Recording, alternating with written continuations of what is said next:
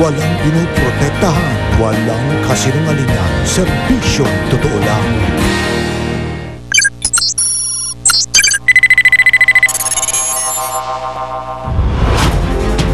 Ngayong gabi sa investigador, idol na hindi dapat tularan 5 taon nagtago sa batas dahil umano sa pang-aabuso sa isang dalagang may kapansanan. Hindi ko akalain na sa kabila ng aming patitiwala sa kanya, kahit na nga may kapansanan ng anak ko nagawa pa rin nilang pagsamantalahan. Yan ang gumawa ng kalokohan sa aking anak. Yan ang Sino po siya? umasa sa aking anak, si Emiliano Saria. Police. Ano pangalan mo? John, ano? Yung Sanchez. Ikaw yung inuhuli namin. Kawawa ko na siya.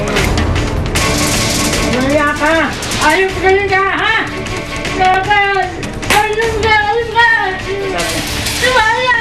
Ayun ka! Sobrang ginawa niya sa amin. Sige, dali natin sa opisina. Kapit bahay!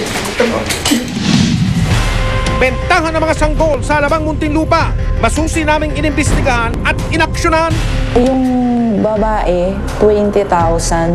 Yung isang batang lalaki na in-offer din nila sa amin is 15,000.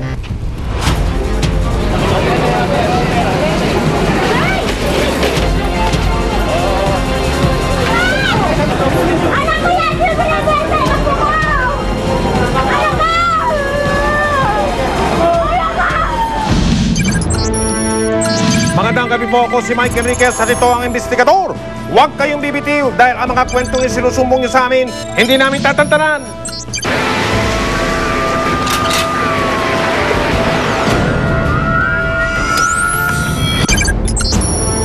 Para sa karamihan ng mga Pilipino, ang sanggol ay regalong hulog ng langit. Pero para sa ilan, ang sanggol ay maaaring pagkakitaan ng ganun-ganun na lang.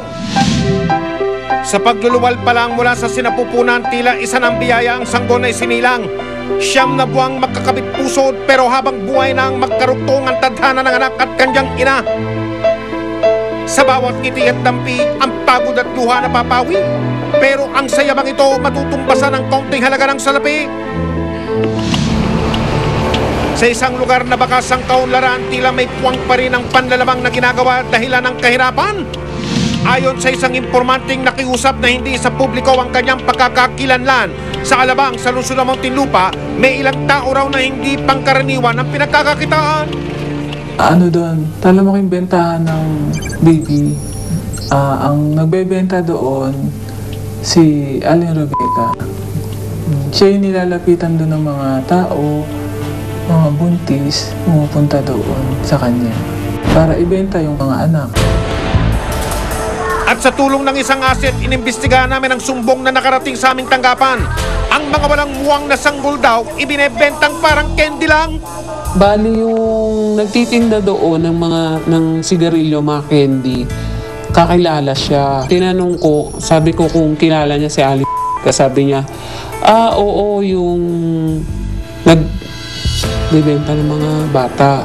Sabi niya, utusan mo na lang, papuntahin mo dito. Isang may edad nang magwawalis ang itatago natin sa pangalang Elsa.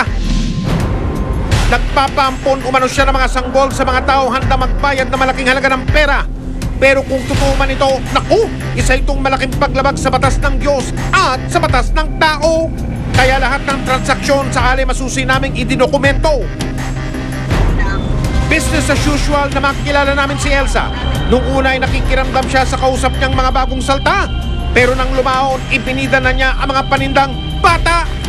Sabi ko, ano po na yung mga batang available lang pinapampon mo? Sabi niya, 2. Isang babae na 2 months at saka isang lalaking 1 month. Sabi niya, yung babae daw kasi namatay yung nanay sa panganganak. Sa pakikipag-usap ng aming aset, nakakabahala ang presyong ipinatong sa ulo ng mga ipaampung bata. Ang presyo niya dun sa batang babae, 20,000. Kasi inabot daw ng 100 plus yung bill. Tapos, sabi niya kasi ang lola din daw ang may gustong ipaampon yun. Makalipas ang ilang sandali, bitbit na ang kawawang batang walang kamalay-malay na ibebenta. Mga 30 minutes, bumalik sila kasama na yung nanay. Sabi nga sa isang kasabihan, walang sinumang magulang na matitiis ang kanilang anak. Pero sa pagkakataong ito, magulang na mismo ang nag-aalok ng anak sa ibang tao. Diyos ko po! Sabi niya, hiwalay na daw kasi silang mag-asawa. At saka pilay nga daw yung lalaki. Sabi niya, kasi hindi ko kayang pakainin, hindi ko na kayang palakin. Sa sumunod namang araw, ibang pares ng aset ang nagpakilala nga ampo ng bata. Nadala niya yung buyer dun sa bahay para makita niya yung baby. Si Elsa raw ang pumapapel na ahente sa pagpapaampon sa kanila. Kwento pa raw ni Elsa, matagal na siyang nagpapaampon ng mga bata sa ibang tao. At sa mga oras na yon, pwede raw mamili sa dalawang magkakaibang sanggol na kanilang ibinebenta. Kasama rin ng ahente ang pinakilalang kaanak ng ipaampong bata. Inoffer niya sa amin yung batang babae, 2 months old. Yung nanay daw nun, patay na, nabinat yata. Pero yung tatay niya, andyan pa, buhay. Tapos, ang nakikipag-negotiate kasama yung lola nung mismong baby. Teka, hindi ba't ito rin ang sanggol na inalok sa amin nung una? Naman talaga? Kanya-kanyang sales talk ang mga kaanak ng kawawang bata. At sa bawat pabida nila, nadudulas at nahuhuli ang lansa ng kanilang mga salita. Sabi ni Aling matagal niya nang ginagawa, taon na. Kasi ultimo yung apo niya, 2 apo niya, nabenta niya. Ang pagbebenta o pagpapampo ng sanggol na hindi ayon sa batas may tuturing na human trafficking. Isa itong pangdaigdigang problema na kinakaharap din natin dito sa Pilipinas. It doesn't fall in the usual definition na trafficking for exploitation. Pero dahil yung titingnan mo dyan, yung mismong victim, natatraffic siya, nabebenta siya, na-exploit yung pagiging inosente niya in a way, at wala siyang defense. Karaniwang patago ang bentahan kung kaya't hirap din daw ang mga otoridad na supilin ang ganitong kalakalan.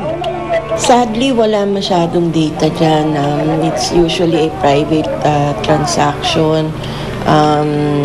Madalas nangyayari yan talaga sa mga mahihirap na areas. At ang isa pang nakababahalang sitwasyon, paano kung ang ipaampong bata mapunta sa kamay ng mga sindikato o kaya na may mga halangang kaluluwa? Ultimately, we have to look out for the rights of the child. Obligasyon ng isang magulang na ipaglaban ang karapatan ng kanyang mga anak na mabuhay at hindi para ibenta na parang isang gamit. Sa patuloy ng pagtambay namin sa lugar, isang eksena ang nahagip ng aming kamera.